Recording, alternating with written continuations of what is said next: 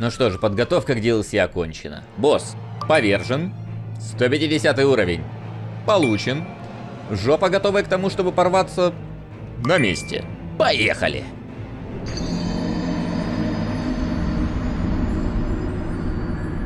Она порвалась.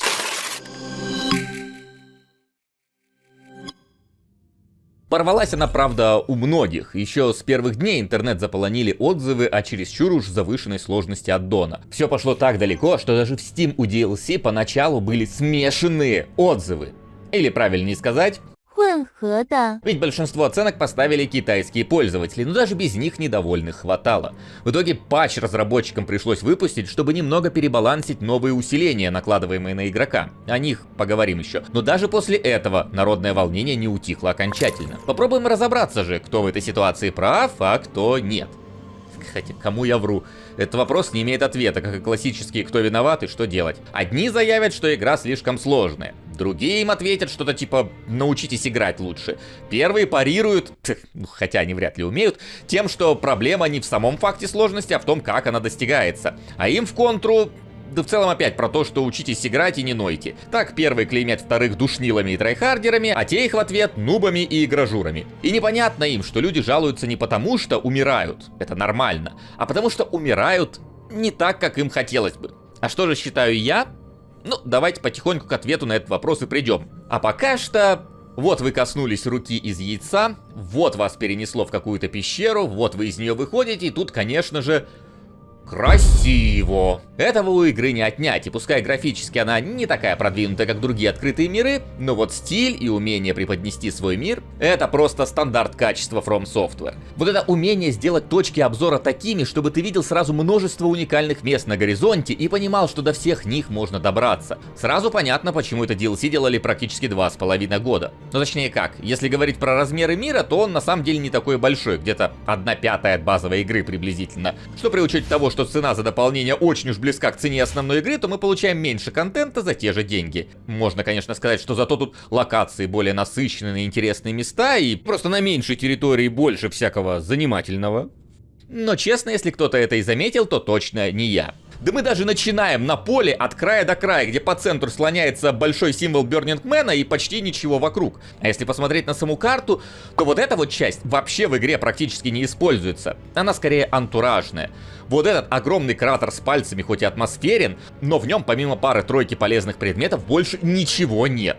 Сейчас, конечно, окажется, что если выполнить череду неочевидных квестов, то там спавнится секретный город с новыми сетами брони, оружием и боссами, но чё-то я сомневаюсь. Однако подвох тут в другом. На самом деле карта немного врет о своем размере, но не в ширину или высоту, а в глубину. Здесь много какие связи между отдельными кусками построены на вертикальном перемещении. Иначе говоря, вот отсюда, вот сюда по прямой попасть нельзя. Надо издалека, вот тут, в реку, по низу, через пещеру, под плато и вылезти с другой стороны. А некоторые места вообще скрыты от глаз игрока. Например, подземный город. И самое важное, да, оно есть. Токсичненькое мое, ух! Есть еще сумасшедший лес, в котором даже конь не призывается, потому что страшно ему. А вы можете поиграть в нем любимую механику из всех открытых миров. Стелс в траве! Так что с локациями тут полный порядок, все на месте. Но, конечно, заявление про то, что для From Software это DLC, это почти как полноценная игра, будет, конечно, лукавством. Ну, либо средненькой такой игрой, частично на старых ассетах и монстрах основанной. Здрасте, гиганты, давно не виделись. И, конечно же, классических Ctrl-C, Ctrl-V тут хватает. Вот дракон, вот еще один и еще, другой похожий на него, сразу два таких и так далее. Опять же, привычная история для фромов. И с этого можно начать как раз историю о том, что же не так в дополнении по мнению части игроков. И это не скопированные противники. Конечно, мобы из базового Элдена тут прописались, но не в криминальном количестве. Потому что важны параметры этих доходяг и тот урон, что они наносят. Очень и очень серьезный для 150 уровня. И хорошо, если они разбираются за пару-тройку ударов, но хватает и тех, кто плотный, будто та самая губка. И вот ты ее месишь, без ясной на то цели. Что в принципе даже тоже стандартная история для соусов. Просто здесь из-за повышения урона по тебе еще меньше тянется игрок к тому, чтобы кого-то убивать. Ну а что, ты потратишь на это время, силы, скорее всего еще банки выпьешь, а то так и умрешь. И ради чего? 2000 рун и какого-нибудь незначительного лута? В итоге проще просто бегать и собирать все, что раскидано по уровню, уворачиваясь от тычков противников. Да, это и так все делали, просто ну вот я помню, как в первом Дарке прямо вот зачищал все локации. А теперь вообще даже не ставлю такой цели.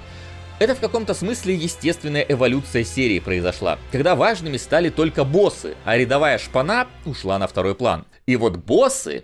Это, наверное, главная претензия, которую выставил интернет, поскольку если от рядового моба можно убежать, то вот босс преграждает путь к прогрессу. И именно тут сталкиваются два лагеря: любителей и противников того, что происходит в DLC. Понятное дело, что это high-level контент, и что его проходить надо уже после оригинала, то есть с пониманием дела, а значит и игрок уже должен быть готов к повышенным трудностям. Но я предположу, что многие базовую игру проходили кучу времени назад и не возвращались к ней эти 2 года, а были и те, кто там на НГ плюс 7 уходил и выучил все паттерны боссов. И вот эти 2 лагеря в один момент зашли в игру. Кто из них к какому типу комментаторов скорее всего относится, догадаться несложно. И вот когда на арене появляется босс, которого делали с оглядкой на полностью пройденную игру и полученные и доведенные до хорошего уровня навыки, возникают проблемы. Потому что для игровых папашек же надо накрутить всякого, иначе им слишком просто будет. И вот теперь у тебя противник лихо носится по арене, проводит одно комбо из 4 ударов за другим из 6 ударов, дает минимальные окна, чтобы нанести ему урон, дай бог 1 тычок получится, 2 это уже роскошь. Бьет физухой по половине хп, сверху докидывая элементальным уроном, замахивается с неясными и неочевидными таймингами, кастует на арену АОЕ заклинание. Если попасть под его первый проджектайл каста, можно сразу получить и все остальные, потому что восстановиться не успеваешь, а это почти ваншот. И самое главное, игрок бьет по нему будто бы зубочисткой. В результате мне кажется, что без кровотока на оружии их ковырять это просто сизифов труд. А так хоть можно настакать эффекты, сразу хороший кусок снять. Чай тут как раз почти ни у кого нет резиста против этого. Но это все равно заставляет страдать. Причем страдать неинтересно. Пропустил мощный удар? Заново. Попробовал полечиться, тут босс достал? Заново. Запутался в крайней плоти гигантского босса с кучей каких-то болтающихся висяшек, еще и в облаке поднимаемой пыли? Заново. Босс на неясном промежутке своих жизней кастует АОЕ под себя без подготовления, которое бить начинает моментально? Заново. И так далее. Я тоже от этого страдал. Те, кто смотрели мои прошлые видео по играм Фромов, знают, что я люблю необычных боссов и не очень-то радуюсь, когда очередной главарь это просто чел в броне, потому что, ну, это как-то скучно.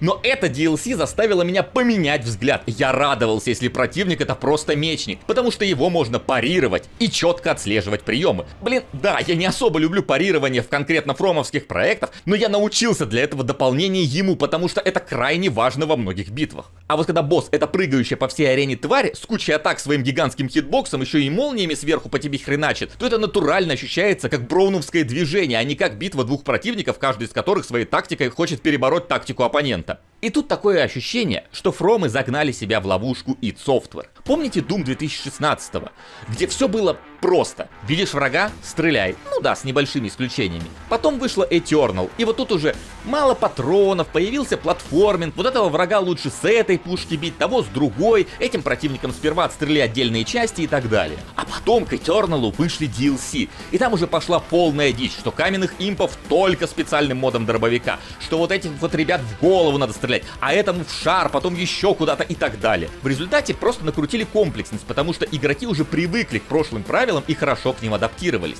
Но из-за этого пианино на клавиатуре для многих Doom потерял фан и стал душным дрочевом. Та же история и с Элденом. За 15 лет эволюции, начиная с демонов, как фромы накручивали новые детали, так и игроки к ним адаптировались. Мне кажется, попробуй бить сейчас боссов из оригинального Дарка, и они будут медленными и неуклюжими. А Арштейн и Смаук уже не смогут напугать одними своими именами. В результате так все и вышло. Да накручивались до того, что часть аудитории начала уже переставать получать удовольствие. Удовольствие от страдания.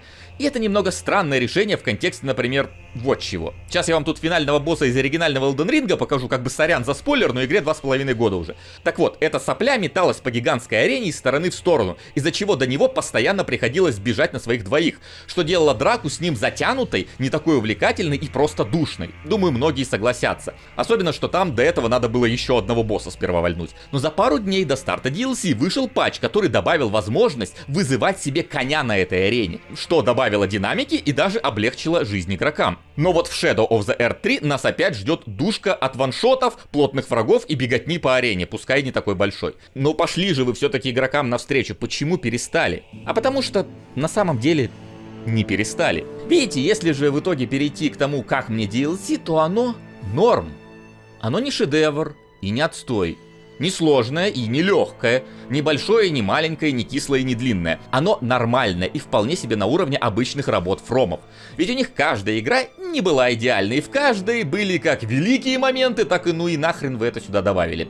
Был яркий и пафосный Анор Лонда. И лагучий блевотный темный Блайттаун. Был второй Дарк с большим количеством боссов, но со странной механикой поломки оружия и шкалером, где от балды просто наспавнили врагов. Был всеми ожидаемый на ПК Bloodborne со своим невероятным арт-дизайном и динамикой, и сраными однотипными генерирующимися подземельями в чашах, нужными для ачивки и так далее. Всегда было что любить, а от чего плеваться. И Элден вместе с DLC немного сгладили углы этих проблем, дав больше свободы. В дополнении можно поискать предметы, которые повышают твои базовые статы, и тогда враги будут уже не так больно кусаться. Да, по факту не с 2 ударов убьют, а с 3, но вы все-таки не в свинку Пеппу играете. Можно найти новые пеплы войны и новое оружие, которое, возможно, даже будет для вас удобней, или хотя бы эффектней. Взять вот этот Брюс Ли, Джеки Чан, Лю Канг, монах стайл. А на прокачку оружия тут стабильно падают камни, да и купить их тоже можно, еще из базовой игры. На битву с боссами можно призвать духов, что без повышения статов противников будут отвлекать и наносить урон. А те, кто вам будет говорить, что это нечестно их призывать, шлите их в пешее. Начинается вот это использовать нельзя, перекачиваться нельзя, твой билд слишком имбовый, в смысле ты не с завязанными глазами играешь и так далее. Играйте как хотите. В этом смысл Elden Ring. Хоть с придуманными себе ограничениями, хоть используйте все возможности игры. То, что есть в игре, то использовать можно.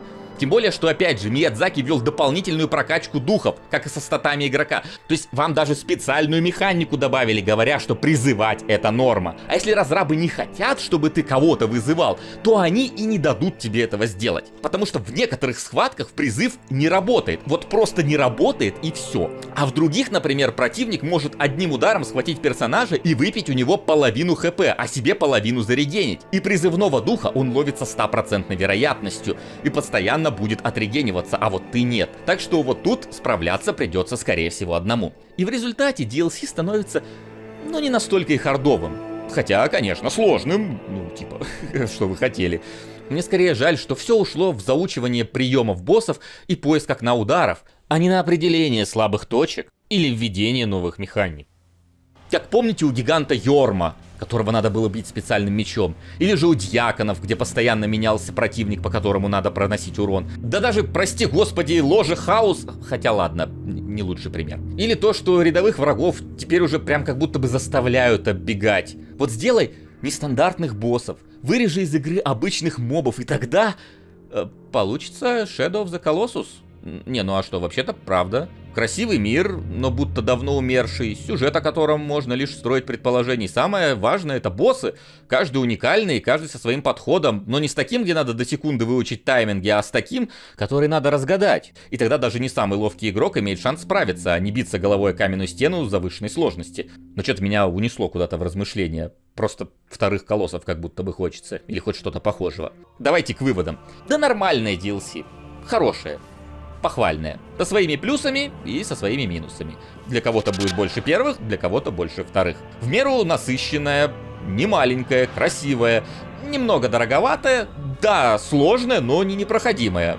Возможно, не для всех, но много тут зависит от вашего собственного скилла и отношения к неудачам. Ну и вообще, это же Souls, вы знали, на что шли. Легкой прогулки не будет. Хотя, ваншоты, конечно, зло. От них бы избавиться. Ну а на этом у меня все. Не горите из-за неудач. Это нормальная ситуация, и увидимся на StopGame.ru. Пока.